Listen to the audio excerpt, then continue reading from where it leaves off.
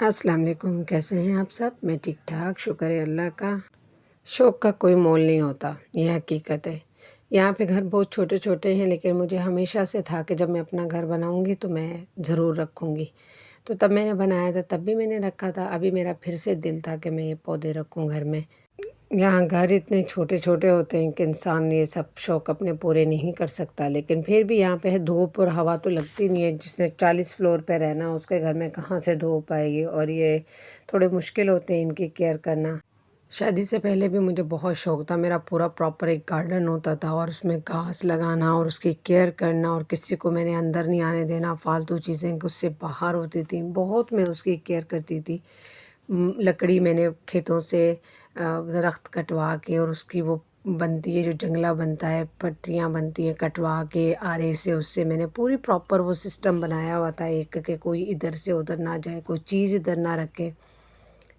جیسے ہی شام کے 3 بجنے، شام کی چائے پینی، تو وہاں تو لائٹ اتنی جاتی ہے، تو میرے ابو نے چھائیں دیکھنی، ساتھ میرے چچا کا گھر ہے، اس کی جب چھائیں اس گارڈن میں آ جاتی تھی تو فوراً میرے ابو نے ادھر آ جانا، چاہے لائٹ ہو یا نہ ہو، گرمی ہو یا نہ ہو، سائے کے ڈھلتے ہی میرے ابو ادھر آ کے بیٹھ جاتے تھے۔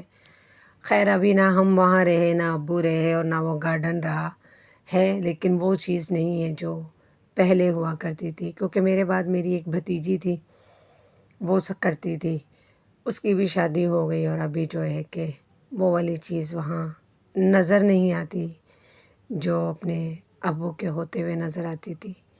کسی نے بھی آنا باہر سے اور گارڈن میں سیدھا ادھر جانا، ادھر ہی ابو امی بیٹھتے تھے شام کے ٹائم، وہیں ہم چائے پیتے تھے شام کی۔ منگنی کے بعد جب میرے ہسبینڈ کو پتہ چلا کہ مجھے گارڈن اتنا پسند ہے، تو انہوں نے چھوٹا سا ایک گارڈن بنایا، چھوٹا تھا لیکن بہت پیارا سا تھا، لیکن انہوں نے میری خواہش کے مطابق چھوٹا سا ایک بنایا۔ ہر عورت کا سپنا ہوتا ہے اس کا ایک گھر ہو، بڑا خوبصورت سا ہو، جس کی وہ مالکن ہو، ایک کچن ہو جس میں وہ خود کام کرتی ہو، جس میں اس کا اپنا خود کا راج پاٹ ہو۔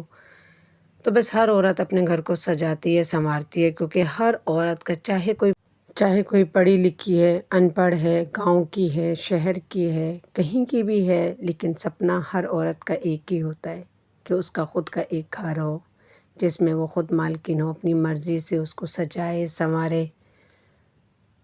بس اللہ سب کے خواہشات کو پورا کرے، اللہ سب کو ایک چھت عزت کے ساتھ روٹی نصیب کرے۔ یہ میرا پوٹ تھا، اور میں نے یہ لیا تھا جب میرا گھر بنا تھا، تب میں نے یہ بہت ڈھونڈا، مجھے یا تو آف وائٹ ملتے تھے یا پھر مجھے براؤن ملتا تھا، لیکن ایسے مجھے کنٹراسٹ میں چاہیے تھا، جیسے یہ آپ کو ڈیزائن نظر آ رہا ہے۔ بہت ڈھونڈنے کے بعد مجھے ایک یہ ملا تھا پلانٹس کے لیے، پھر میں لا کے اس میں چینج کیا، کام میرا ہو گیا تھا، تو میں نے پھر ابھی کچن میں آئی، میں نے بنانا تھا کدو گوشت ڈالا، لہسن ادرک کا پیسٹ ڈالا، آئل ڈالا، اس میں نے پھر پیاز ڈال دی، ٹماٹر، ہری مرچ، سوکھا دھنیا، زیرہ، لال مرچ، نمک، ہلدی، سب ڈال کے میں نے ایک ساتھ میں اور اس کو چڑھا دیا۔ جب گوشت آدھا گل گیا تو میں نے اس میں کدو ڈالے، اور کدو ڈال کے بس یہ پک کے ریڈی ہو گیا۔ اب آئی کچن کی باری۔ سوچنے والی بات ہے، زندگی کتنی فاسٹ چل رہی ہے۔ پہلے تو ایسا ہوتا تھا کہ دن گزرتا تھا پتہ چلتا تھا، ابھی صبح ہوتی ہے اور شام ہو جاتی ہے، پتہ ہی نہیں چلتا۔ ابھی سال شروع ہوا تھا 2025، اور ابھی دیکھو اینڈ ہونے پہ آیا ہے، ابھی 11واں مہینہ بھی تقریباً آدھا ہو گیا ہے، اور کتنی مشکل ہے، کتنی تیزی کے ساتھ زندگی گزر رہی ہے۔ مجھے لگتا ہے کہ باہر کی کنٹریوں میں تو کچھ زیادہ ہی تیزی سے سال گزرتے ہیں۔ پاکستان میں جب ہم جاتے ہیں تو گرمیوں کا دن ہو یا سردیوں کا، پتہ چلتا ہے کہ ہم نے وہاں پہ ایک دن گزارا ہے، لیکن یہاں تو مشین کی طرح انسان چلتا ہے، بچے چھوڑو، گھر، یہ کرو وہ کرو۔ ہم لوگ یہاں سوئی کے حساب سے چلتے ہیں، جیسے گھڑی چلتی ہے ایسے ہم لوگ یہاں چلتے ہیں۔ ابھی کتنی تیزی کے ساتھ دن گزر جاتا ہے، پتہ ہی نہیں چلتا۔ 1.5 سال ہو جائے نا، پھر نہیں دل لگتا، پھر دل کرتا ہے کہ اب جائیں۔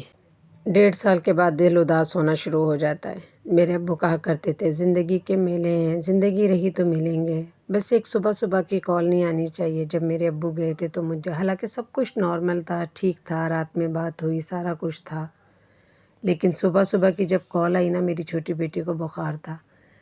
میرے ہسبینڈ کہتے ہیں کہ فون کس کا آ رہا ہے؟ میں نے کہا پاکستان سے آ رہا ہے، کہتے ہیں کہ کیوں ہوگا؟ میں نے کہا میرے ابو نہیں ہیں نا، مجھے پتہ ہے میرے ابو نہیں ہیں۔ میرے ہسبینڈ کہتے ہیں فون اٹھاؤ، میں کہتی ہوں نہیں میں نے نہیں اٹھانا، میرے ابو نہیں ہیں۔ کہتے ہیں کیا کہہ رہی ہو، ابو نہیں ہیں؟ میں نے کہا ہاں ابو نہیں ہیں، مجھے پتہ ہے میرے ابو نہیں ہیں، جو رات کو بے چینی مجھے ہوئی ہے نا وہ اس کی وجہ سے مجھے پتہ ہے میرے ابو نہیں ہیں۔ اور پھر فون اٹھایا اور سچ میں ہی میرے ابو نہیں تھے۔ تو میں بس کہتی ہوں جہاں رہے انسان خوش رہے، آباد رہے، بس وہ فون نہ آئے، کوئی میسیج نہ آئے، کوئی ایسی کال نہ آئے، ہم ہنسی خوشی ہمیشہ جاتے رہیں اور ایسے ہی وہاں پیچھے آباد رہیں۔ کام ختم ہو گیا تھا، کچن بھی صاف ہو گیا تھا، کھانا بھی بن گیا تھا، بس پلانٹس لا کے میں نے کچھ کچن میں رکھے تھے جو میں کچن کے لیے لے کے آئی تھی۔ اگر آپ کو میری ویڈیو اچھی لگے شیئر کریں، سبسکرائب کریں، دعاؤں میں یاد رکھیں۔ اللہ حافظ۔